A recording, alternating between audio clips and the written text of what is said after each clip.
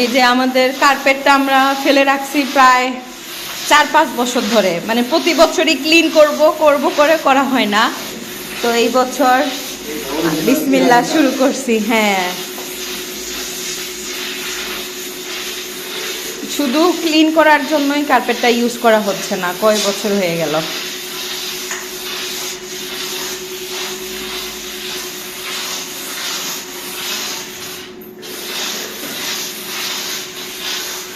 ওই সাইডটা কি ময়লা, আর এই সাইডটা যে মাশাআল্লাহ ক্লিন হচ্ছে।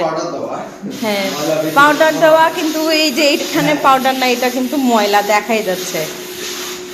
আমরা কেলার রুমে নিয়ে আসছি ক্লিন করার জন্য। হ্যাঁ, সেলার বলে নিয়েছে। হ্যাঁ মা,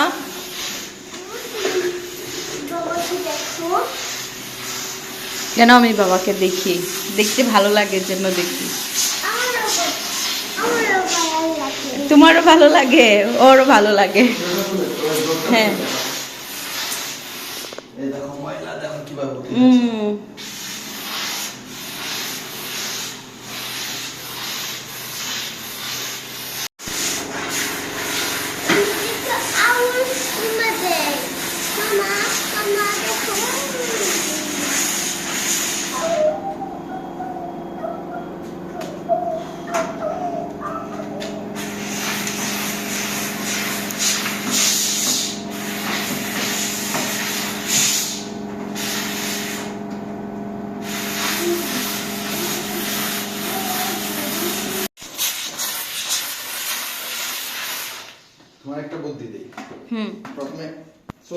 সবশেষে আবারও এটাকে খুব ভালো করে হুবার দিয়ে পরিষ্কার করে নিচ্ছি। আর পরিষ্কার করা হয়ে গেলে রুমে নিয়ে আসবো, যেহেতু আজকে বাইরে তেমন কোনো সূর্যের আলো ওইভাবে নাই।